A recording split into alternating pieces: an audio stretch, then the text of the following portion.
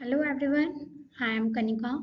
आज की हम अपनी इस वीडियो में देखने वाले हैं फ्यूचर ऑफ एआई। हमने अभी लास्ट वीडियोस में देखा कि एआई वर्क कैसे करता है, या फिर एआई यानी कि आर्टिफिशियल इंटेलिजेंस की हिस्ट्री क्या थी, किस ईयर से हमारा एआई जो है स्टार्ट हुआ, कैसे कैसे उसमें ईयर बाय ईयर एडवांसमेंट्स हुए। बहुत सारी चीज़ें हमने लास्ट वीडियोस में कवर की थी। आज के हमारे वीडियो का टॉपिक होगा फ्यूचर ऑफ एआई, कि हाँ भाई एआई अभी जितना चल रहा है, आगे आने वाले टाइम में एआई के अंदर क्या क्या डेवलपमेंट्स, क्या क्या एडवांसमेंट्स हमें देखने के लिए मिल सकते हैं। तो यहाँ पे मैंने कुछ पॉइंट्स लिख रखे हैं, जैसे कि सबसे पहला पॉइंट हमारा लिखा हुआ है स्मार्टर असिस्टेंट्स एंड ऑटोमेशन।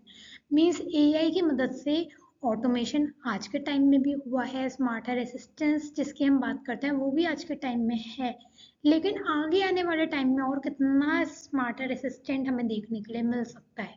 तो इसमें मैंने पॉइंट लिखा हुआ है that AI will handle routine office work. Routine office work मतलब ईमेल्स को सेंड करना, रिपोर्ट्स को मेल करना, शेड्यूलिंग करना। किसी भी तरीके का टास्क है हमारा ऑफिस में जो हम शेड्यूल करके रखते हैं कि हम इस टाइम पे ये काम करेंगे, फिर ये करेंगे, फिर ये करेंगे। अब हमें इसके लिए कोई किसी फिजिकल बंदे को बिठाने की ज़रूरत नहीं पड़ेगी, किसी असिस्टेंट को बिठाने की ज़रूरत नहीं पड़ेगी कि हाँ भाई मैनेजर का आप ये पूरा काम देखो या डायरेक्टर का आप ये पूरा काम देखो। जैसे पीए जिसे हम बोलते हैं, पर्सनल असिस्टेंट, अब उनकी नीड नहीं होगी। अब ये असिस्टेंस वाला काम सभी कुछ कौन कर लेगा आगे जाके? एआई। एआई ही हैंडल कर लेगा कि कब हमें ईमेल सेंड करने हैं, कब हमें रिपोर्ट जनरेट करके सेंड करने हैं, या कब हमें कौन से टास्क शेड्यूल करने हैं। Personal assistants may anticipate needs and act proactively। Means वही वाली बात है जो पीए का काम हुआ करता था, हर चीज़ को शेड्यूल करके चलना जिससे कि किसी भी तरीके की ओवरलैपिंग ना हो, काम प्रॉपरली मैनेज हो पाए, इन प्रॉपर टाइम में हो पाए। अब वो सारे काम हमारा ये एआई कर लेगा। ठीक। दूसरा future aspect is general AI, जिसे हम एजीआई भी बोलते हैं।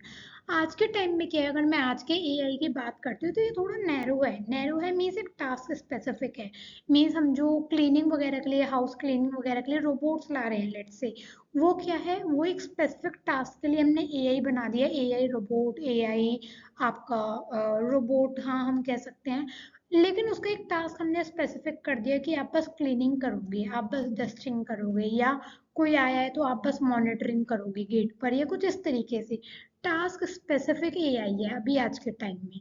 लेकिन हम चाहते हैं कि फ्यूचर में जब एआई और भी ज़्यादा एडवांस हो तो वो जनरल इंटेलिजेंस पे पहुंच चुके। जनरल इंटेलिजेंस मतलब एक एआई सिस्टम ही एक से ज़्यादा काम कर सके, वो खुद से थिंक कर सके, वो खुद से लर्न कर सके, वो ह्यूमन के अकॉर्डिंग अपने आप को अडेप्ट कर सके, जिससे कि वो एक से ज़्यादा टास्क खुद से परफॉर्म कर पाए। मीन्स हम कोई ऐसा एआई सिस्टम बना दें जो डस्टिंग भी कर रहा है, जो क्लीनिंग भी कर रहा है, जो गेट पर मॉनिटरिंग भी कर रहा है, जो घर के और जो हाउस होल्ड वर्क्स होते हैं वो भी कर रहा है, वो पढ़ाई में बच्चों की मदद भी कर रहा है। एक ही सिस्टम सारी चीज़ें कर रहा है, टास्क स्पेसिफिक ना हो, जनरल इंटेलिजेंस यूज़ कर सके जिससे कि वो एक टाइम पे एक से ज़्यादा काम कर सके। तो ये हमारा एक दूसरा फ्यूचर एस्पेक्ट हो सकता है आर्टिफिशियल इंटेलिजेंस का। Third one is education and learning. आज के टाइम में अगर आप लोग शायद देख रहे होंगे, अभी तक क्या होता है, यूट्यूब पे वीडियोस हम लोग अपलोड कर देते हैं। अब वो जो हम वीडियो है, ऑफ कोर्स हम इस तरीके की वीडियो बनाते हैं कि भाई एक जो थोड़ा पढ़ाई में वीक है वो बच्चा भी समझ पाए, लेकिन जो पढ़ाई में बहुत अच्छा है वो भी समझ पाए। हम मतलब जनरल बनाते हैं, हम ये किसी पर्टिकुलर स्टूडेंट के लिए नहीं बनाते, हम सभी स्टूडेंट्स के लिए एक जनरल वीडियो बनाते हैं। लेकिन आज के टाइम में क्या हो रहा है, एआई ट्यूटर्स का ज़माना आता जा रहा है, या अभी नहीं आया तो आगे आ जाएगा, जिस पे काम चल रहा है। मीन्स ये क्या करेंगे, ये पर्सनलाइज लेसन्स देंगे हर पर्टिकुलर टाइप के स्टूडेंट के लिए।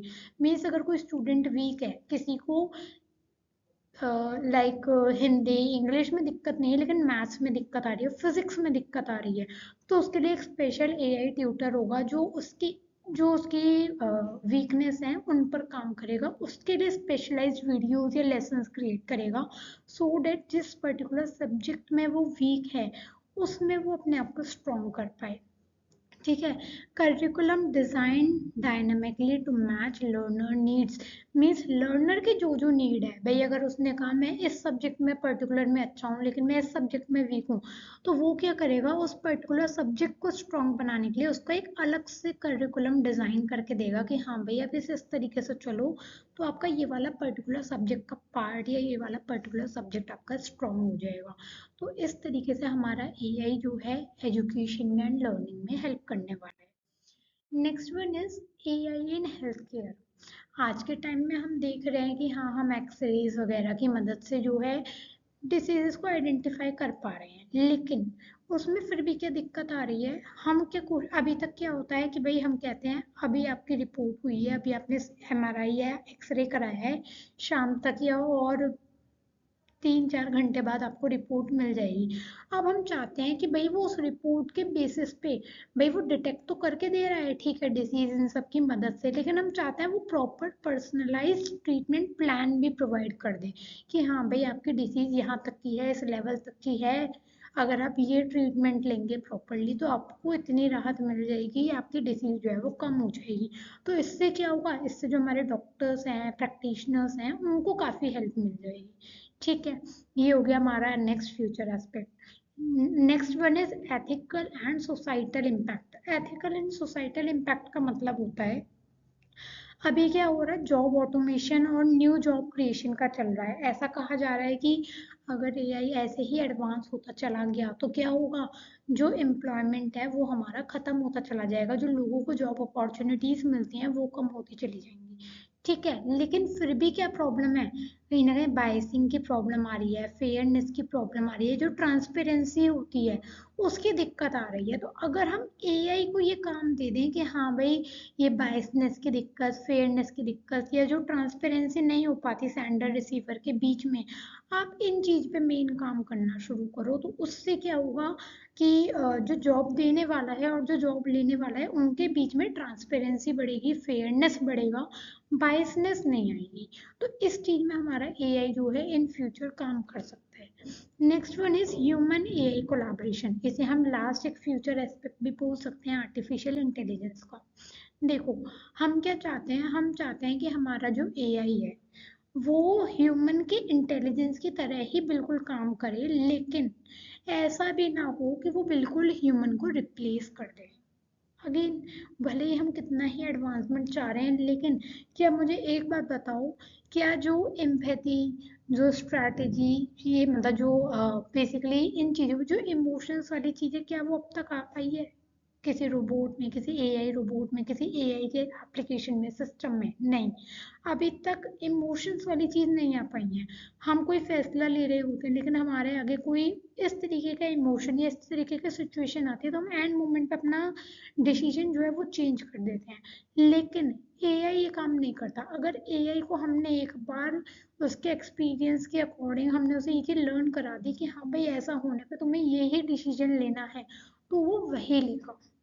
ठीक है, अभी तक एआई के अंदर इतना एडवांसमेंट नहीं आया है कि वो इमोशंस को देख के या फिर वो किसी एकदम से अनएक्सपेक्टेड सिचुएशन में आके वो कोई डिसीजन ले ले। अभी तक इतना एडवांसमेंट नहीं हुआ है। तो हम इस चीज पे भी आगे अभी फ्यूचर एस्पेक्ट है, इसलिए ये भी बहुत इंपॉर्टेंट है कि जिस तरीके से हम किसी भी अनएक्सपेक्टेड सिचुएशन में आके अपना डिसीजन चेंज कर देते हैं, या कुछ बात हो जाती है तो हम अपना डिसीजन रोक देते हैं, चेंज कर देते हैं, कुछ इम्प्रूव कर देते हैं, अभी तक ये वाली चीज़ एआई के अंदर नहीं आई है। तो ये भी एक इम्पॉर्टेंट फ्यूचर एस्पेक्ट हो सकता है हमारे आर्टिफिशियल इंटेलिजेंस का। तो ये कुछ फ्यूचर एस्पेक्ट्स थे हमारे कि हाँ भाई किस किस तरीके से आर्टिफिशियल इंटेलिजेंस आगे आने वाले टाइम में अपने आप को इम्प्रूव कर सकता है। तो आई होप ये सारी चीज़ें क्लियर हुई होंगी। कोई डाउट हो तो आप पूछ सकते हैं। Thank you.